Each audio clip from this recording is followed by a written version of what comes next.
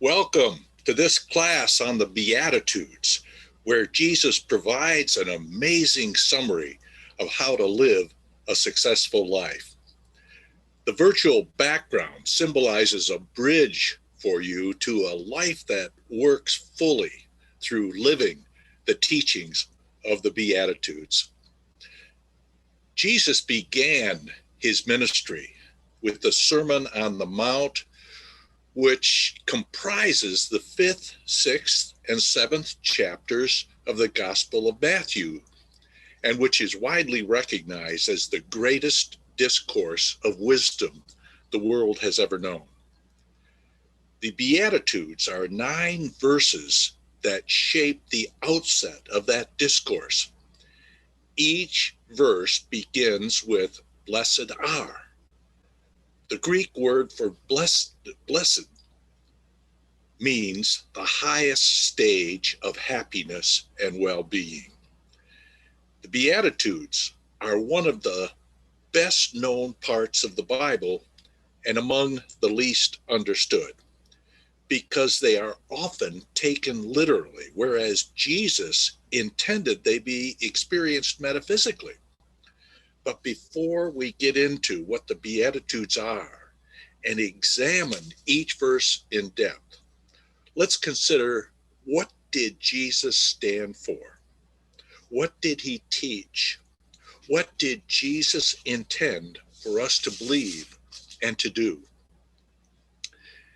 The teachings of Jesus constitute a practical method for the development of the human soul and for the shaping of our lives and destinies into the kind of reality that we have always wished them to be. His teachings were a series of highly practical principles that, if followed, will bring about wonderful changes. And this will occur without exceptions, because what he taught is universal, meaning it applies to all persons for all time. There's an interesting paradox in the Beatitudes. On the one hand, Jesus sets forth 9 rather difficult or even painful situations that most persons encounter at some point in their lives. But he precedes each one with the statement that the person who is involved with each one is blessed. Then Jesus finishes each sentence by indicating the nature of the blessing that is in store for those who are going through the experience. What is the point Jesus is seeking to make? Well, in a literal sense, the point is that God's outpouring of blessings is constant and for everyone, no matter what anyone's state of mind, regardless of what the problem or difficulty he or she might be having. That person can be on the receiving end of God's blessings. Jesus is not blessing difficulty. He's not saying that painful states of mind are desirable. Jesus is not saying it is good to cause difficulty for ourselves or others. The Beatitudes are not saying that any of that. They are saying that God is above all problems and will continue to shower blessings no matter what. Notice that the dilemmas in each of the 9 statements are caused by human thinking and from the nature of existence on earth at this time. All problems come from human minds and earthbound conditions, but all blessings come from God.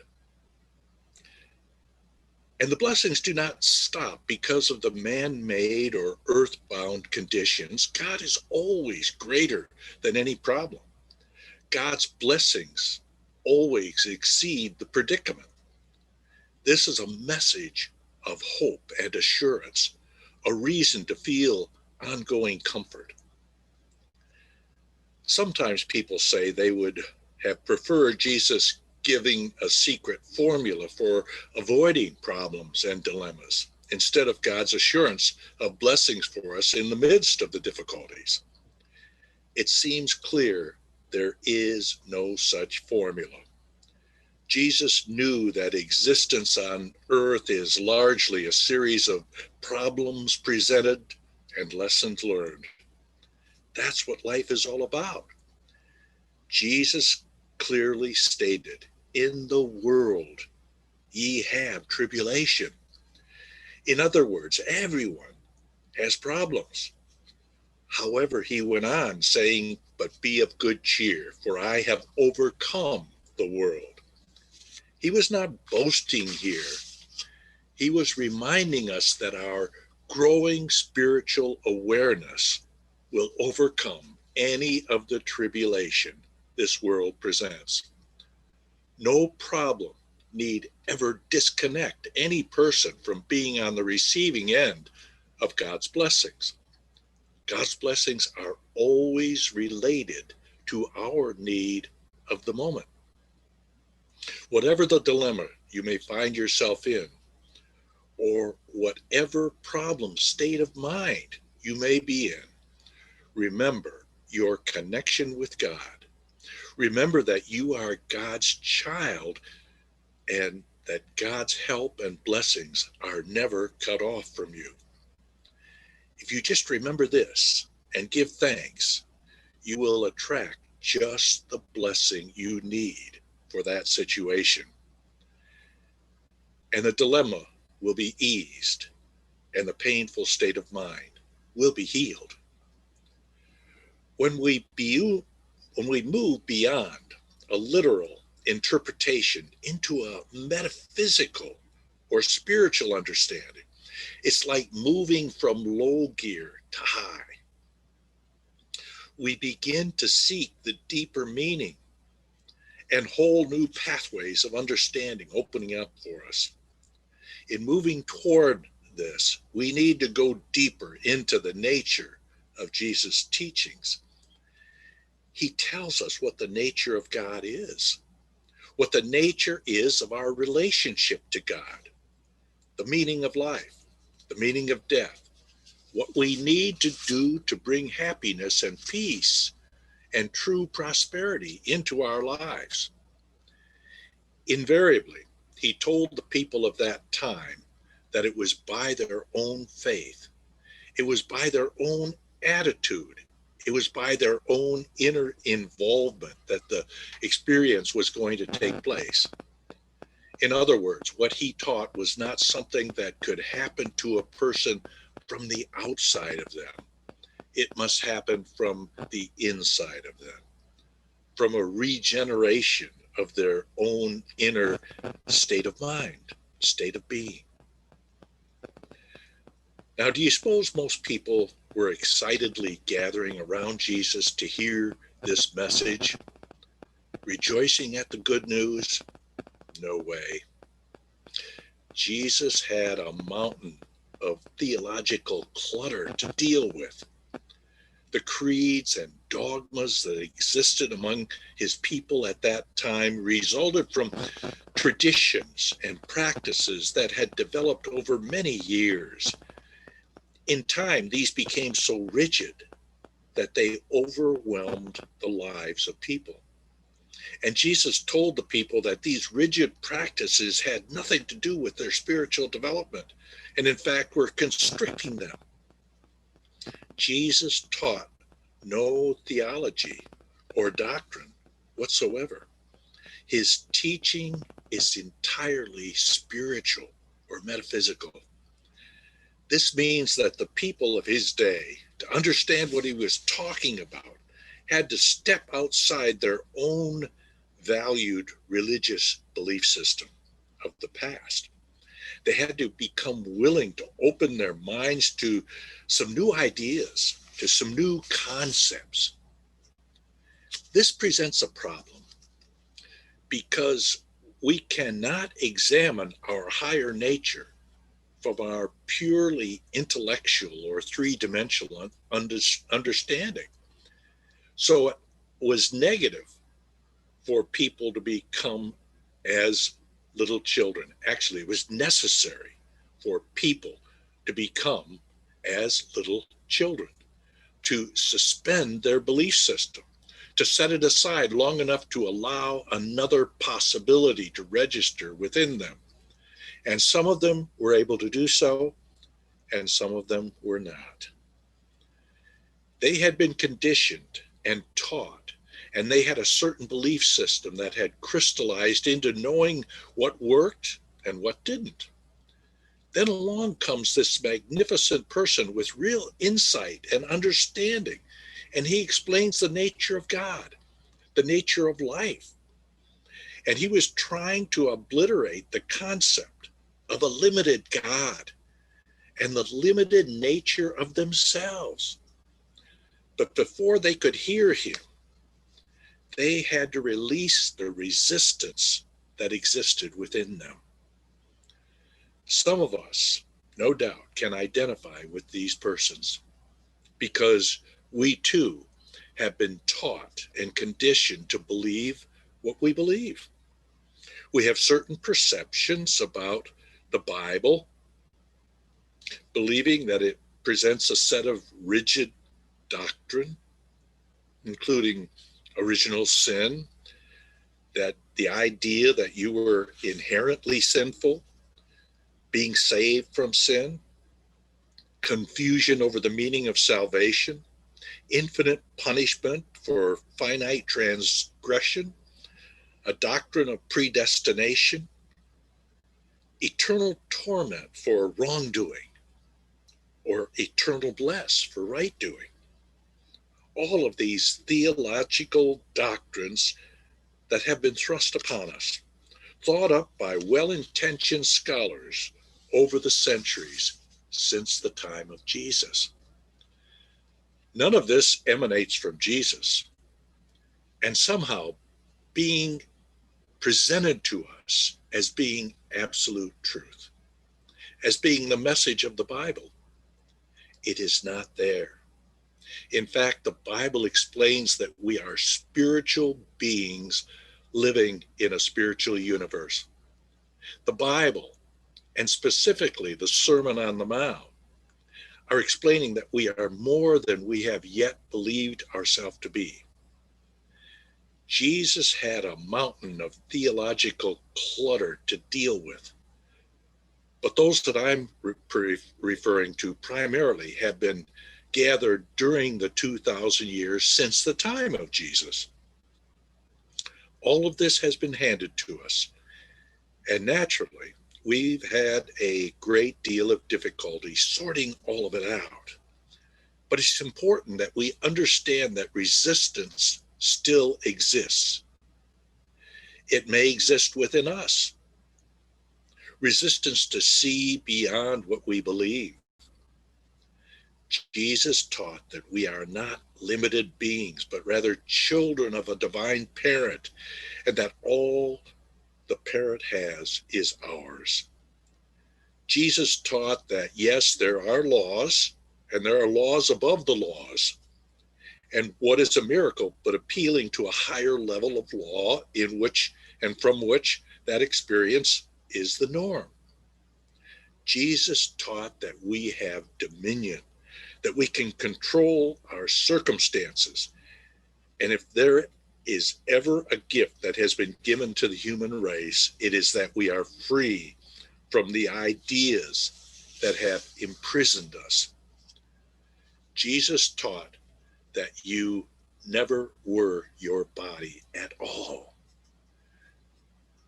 And you have nothing to fear from it, either when it does not function well or even when it ceases to exist. And if you practice these teachings and the many others, you will be empowered. You will be restored. You will be renewed, transformed, recharged, amazed, and astonished, because you will be given a new nature. Hardly anyone understands the Beatitudes. It may be the least understood part of the Bible, This is because we've lacked the spiritual key. Epictetus was a Roman philosopher who lived in the 1st century before Jesus. And he wrote, "Thou art thyself a fragment torn from God. Thou hast a portion of him within thyself." This was totally consistent with the message that Jesus was constantly speaking to us. Jesus was saying that this spirit that God is, we are, and that we will not find this spirit unless we look for it within ourselves. That was a new way of thinking at that time, and is at this time as well, because most people look for God in some other place. The Beatitudes are more than a statement. They are states of mind that you assume, postures that you assume in your mind. Jesus always taught principles about mental states that need to be observed or practiced. The message of Jesus was that if we will get things right inside ourselves, in our own mind, there will be a corresponding change in the world around us. And he was saying, don't put your faith and your trust and your hope in circumstances or in conditions outside yourself.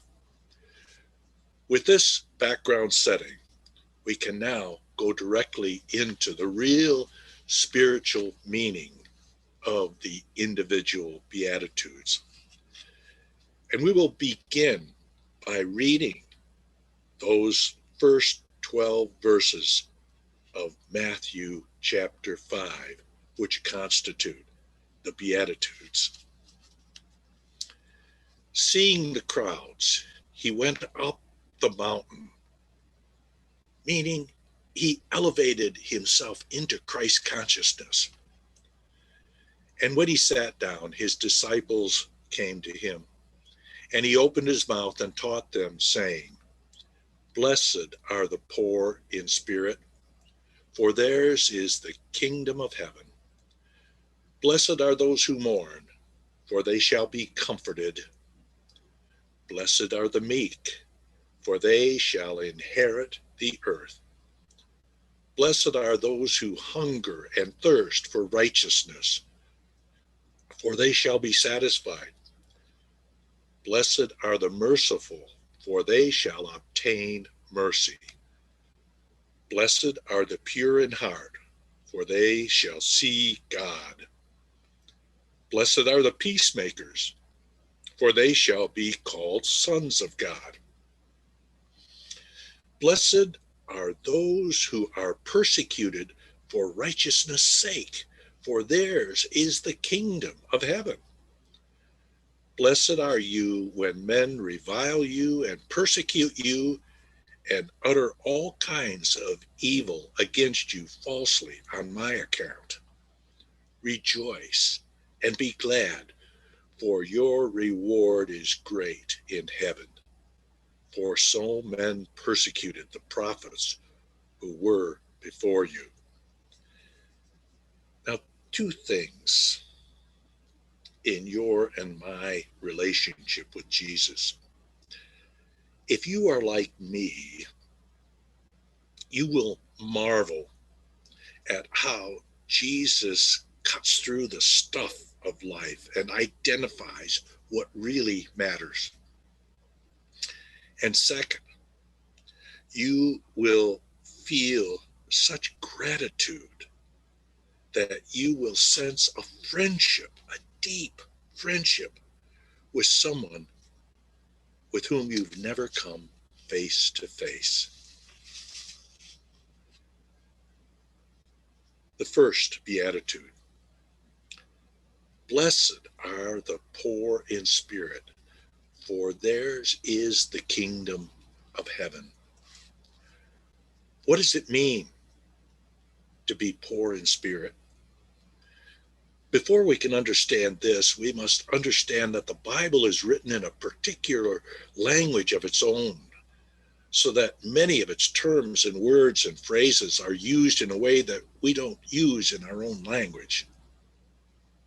And this deeper meaning is called the metaphysical, or beyond the physical meaning. To be poor in spirit does not in the least mean to be poor-spirited. Rather, to be poor in spirit means to have emptied yourself of all desire to exercise personal self-will, and to have renounced all preconceived opinions in the wholehearted search for God. It means being willing to set aside your present habits of thought, your present views and prejudices. It's the person who has become willing to set aside their old ideas. Blessed are those who have surrendered. Comes close. Blessed are those who come to admit that they are personally powerless. Blessed are those who can admit that of themselves they cannot achieve the things that they wish to experience or achieve in their own lives. Anyone recognize that? Very close to the first step of the 12 steps. We may want to believe that we've let go of personal self-will and preconceived opinions, only to find that we have great possessions in the way of preconceived ideas of what is right and all sorts of other spiritual pride, sentimental or material attachment to institutions or organizations, habits of life we have no desire to renounce, concern for the respect of others or fear of ridicule, vested interest in a worldly distinction or honor. It's no accident that New Thought thinking did not come out of Harvard or Yale or Oxford or Cambridge, nor did it come from those recognized persons of title and renown, for the same reason that the message of Jesus was not received with acclaim by the priests and rabbis and the existing powers and powerful groups of Jerusalem. They had great possessions in the form of established beliefs and traditions and honor and importance. And Jesus is telling us in this first beatitude that we are blessed if we are free of that, because thereby we will experience spiritual enlightenment. The second beatitude: blessed are those who mourn, for they shall be comforted. Mourning is not a good thing in and of itself, and yet trouble and suffering are often extremely useful, because for many people it's the only way we'll get to where we need to go. Sooner or later, we must all discover the truth about God and establish a personal relationship with God. Most of us will not undertake this, though, unless we're forced to. And this may require us to experience sickness, poverty, relationship difficulties, addictions, whatever it takes. If we could see the bigger picture, we would see that problems and difficulties are actually our friends, because they shake us out of our same old, and force us into a spiritual path. We will get there one way or the other. And if we don't get there through a conscious choice, we'll be forced through pain and suffering and illness or whatever it takes. Each of these brings us in time to a point where we are willing to be changed. Suffering is a part of our experience. It is the fire that mellows us and softens us to become pliable, to be willing to be changed. Spiritual growth is a process that never ends. Life will not permit us to avoid those areas with which we are not comfortable. If you try to settle down into what is, in time, you will experience more suffering, more woe. The moment we begin to grow again, our suffering ceases. The third beatitude. Blessed are the meek, for they shall inherit the earth. On the surface, this sounds ridiculous. Meek reminds us of mousy or passive or timid or cowardly. And how could such persons possibly inherit the earth? The fact is that when correctly understood, this teaching of Jesus is not only true, but highly practical as well. This beatitude is among the half dozen most important verses in the Bible. When you possess the spiritual meaning of this, you have the secret of dominion, the secret of overcoming every kind of difficulty. It is literally the key of life. It's the Jesus Christ message reduced to a single sentence. Now, there are two key words, meek and earth. They are both used in a special sense and have to be unveiled before the meaning can be found. So we see that when the Bible talks about the earth, it's referring to the conditions of our lives from our bodily health outwards to the farthest point in our affairs.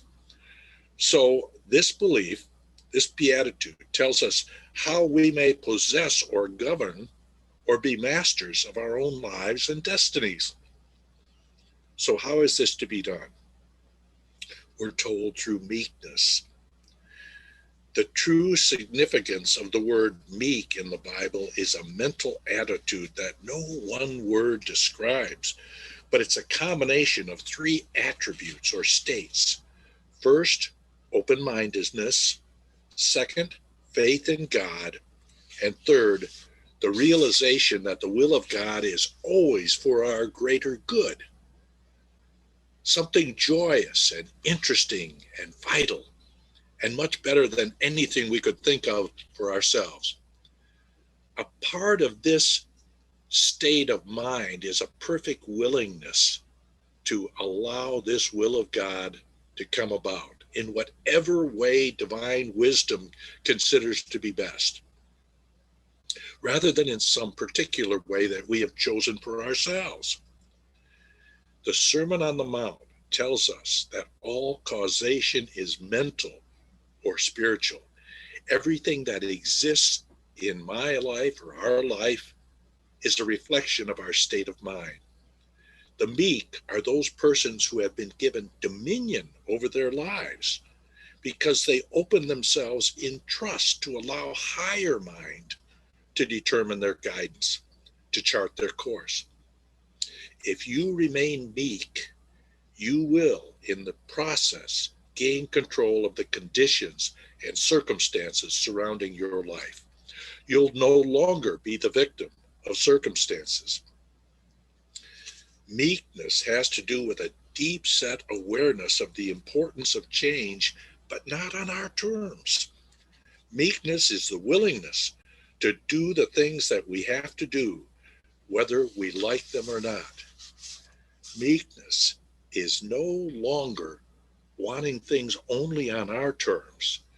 We still have goals, but we say this or something better. God can only demonstrate effectively through those persons who are willing to be changed, to do things they need to do. Think back on any day when you moved into action with enthusiasm, willing to follow God's guidance. Has it ever turned out badly? For they shall inherit the earth, meaning we have taken charge of our lives, but we, not we ourselves, but we in partnership with Spirit. So the first three Beatitudes are so important. Blessed are the poor in spirit, those willing to empty themselves of personal will and preconceived ideas, for they will experience spiritual enlightenment. Second, beatitude, blessed are those who mourn because they are on a path to experiencing the presence of God. And third beatitude, blessed are the meek, those who are willing and faith-filled and pliable and moldable to spirit, for they shall inherit all of the good that God can bestow upon them.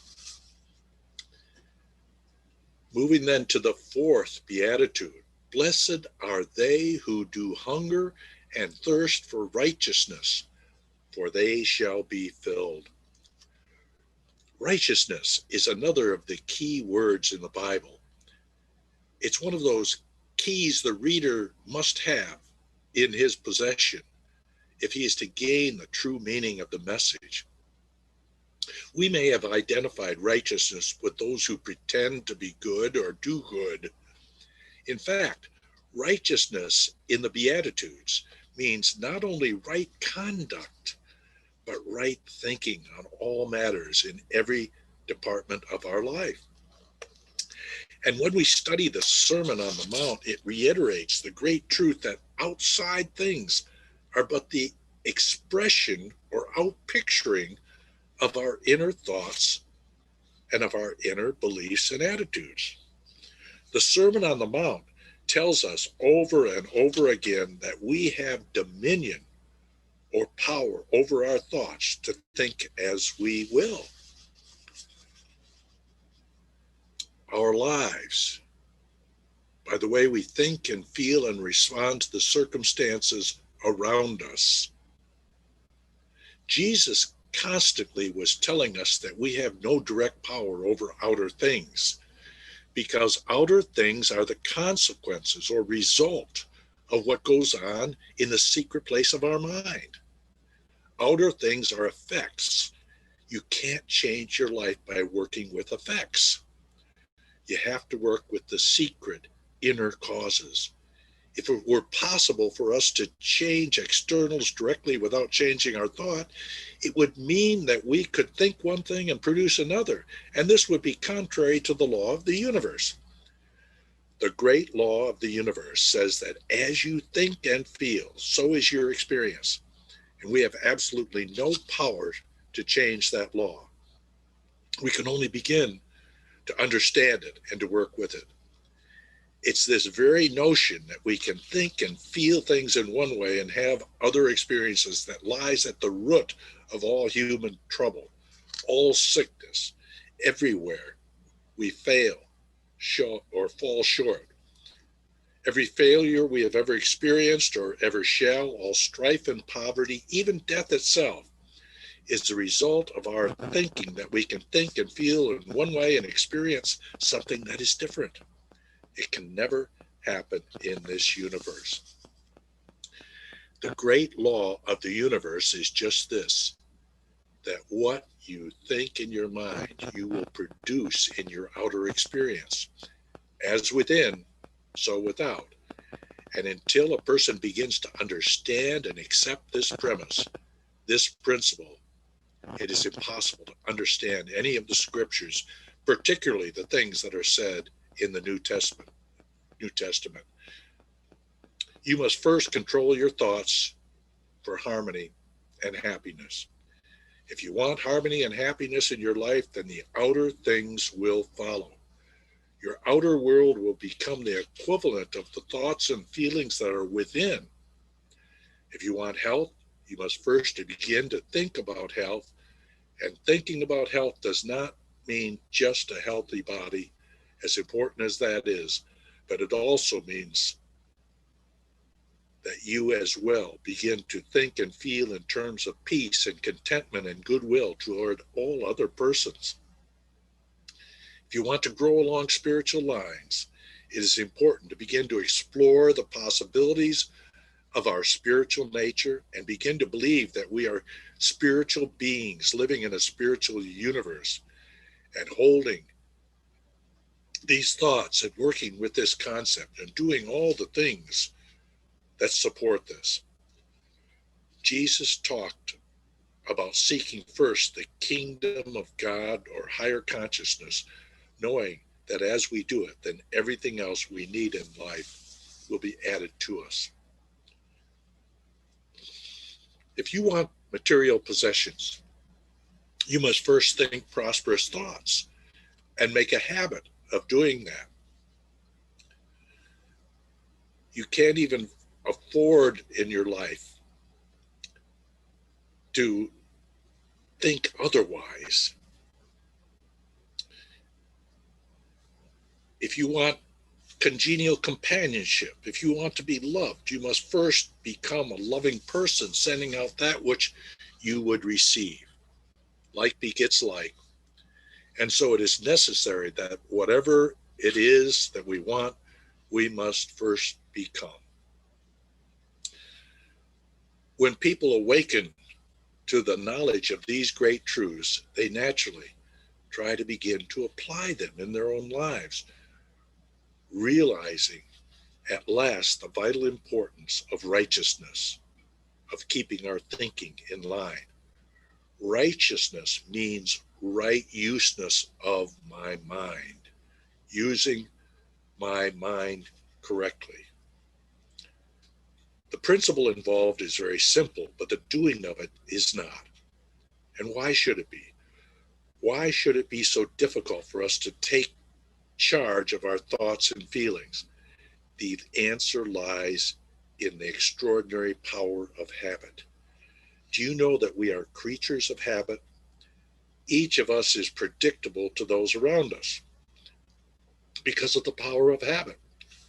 Trying to change a physical habit, when these are so strongly in place. But if we continue to work on ourselves, if we are willing to make the effort on a daily basis, we cannot fail. If we hang in there, and if we are hungering and thirsting with all our hearts, we want to grow, to change, then you can be sure the whole universe will respond. The fifth beatitude. Blessed are the merciful, for they shall obtain mercy. This is a brief summary of the law of life.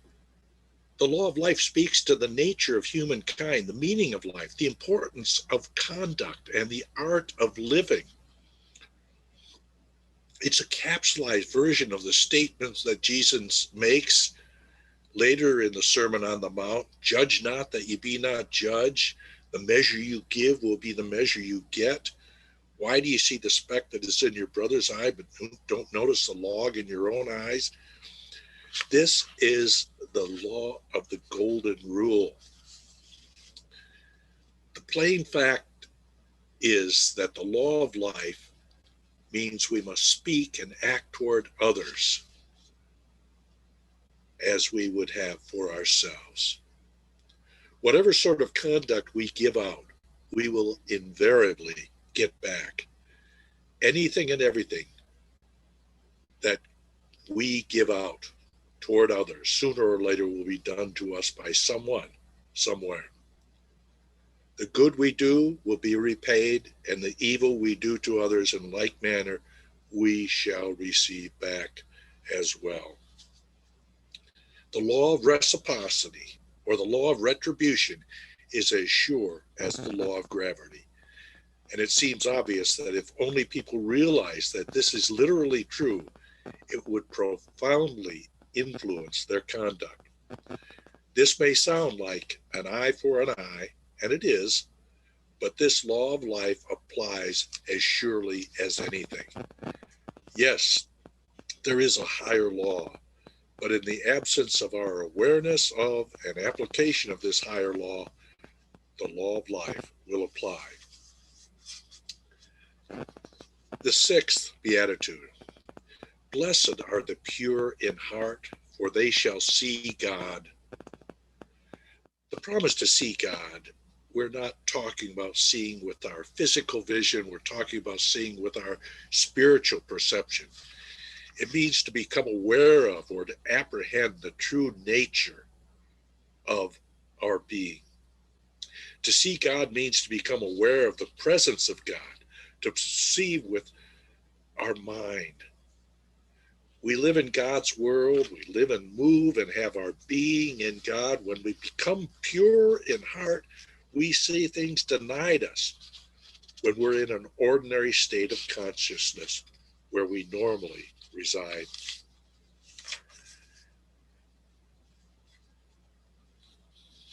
The equivalent in our language of Christ consciousness or cosmic consciousness allows us to go to that place.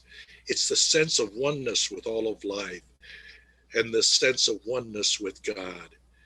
It's always a possibility for any serious and thoughtful person to step into this experience,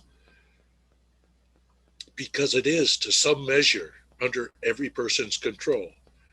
And therefore, if we understand the system, we can move into it, for moments at least, this higher consciousness, and be at oneness with God. Who gets to experience this? The pure in heart, which means those who recognize that God alone is the only real cause and the only real power in existence. When we say you shall see God, it is because you will have believed in God as the only reality, and you will see God with your mind.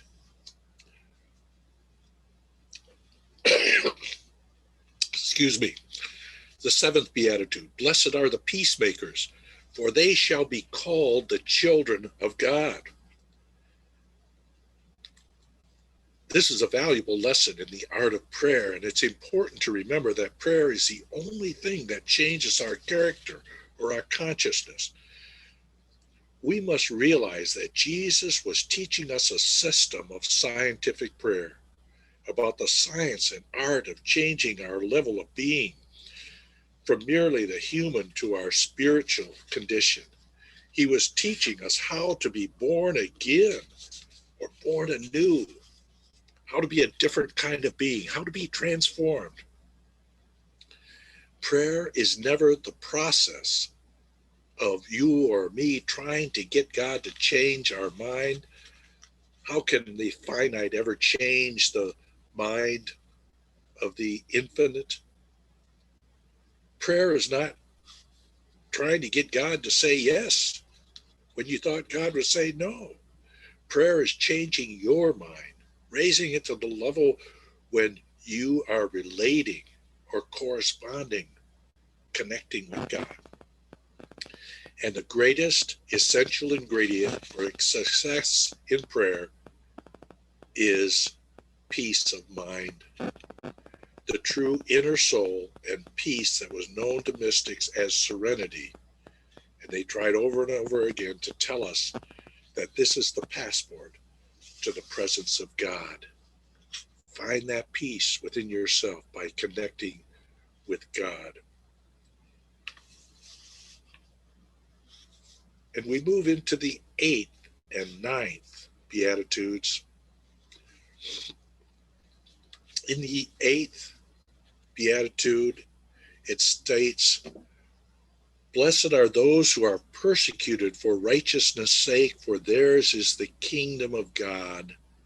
Now that seems like a contradiction. It implies that if you are a person who takes charge of your mind and works to demonstrate peace in your heart, you'll be persecuted. Well, who's going to persecute you? Any idea who? We are they, you for you and me for me. This beatitude is not talking about you and I stepping in between others to become a peacemaker.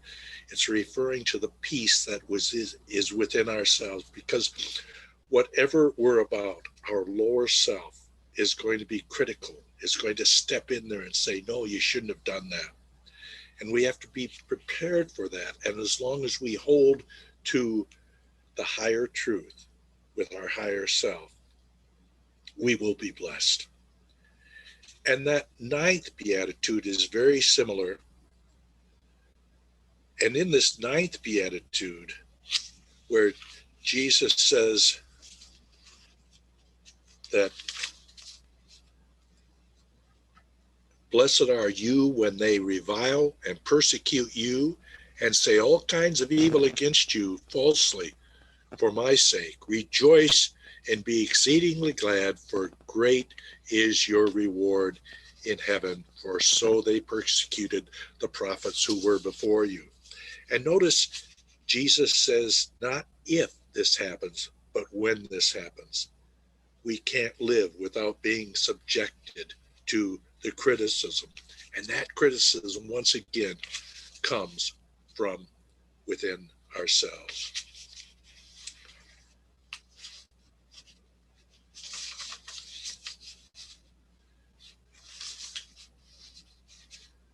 Know that the Beatitudes, the blessings of God, are with you no matter what, that you will experience these, and you can make the decision that you are a spiritual being living in a spiritual universe, and that this day is your day to grow along spiritual lines. The universe is at your fingertips, and your mind and your heart and your affairs will be transformed. This concludes our class on the Beatitudes, and we encourage you now to tune in on Zoom to the link that was provided you in the email. God bless you.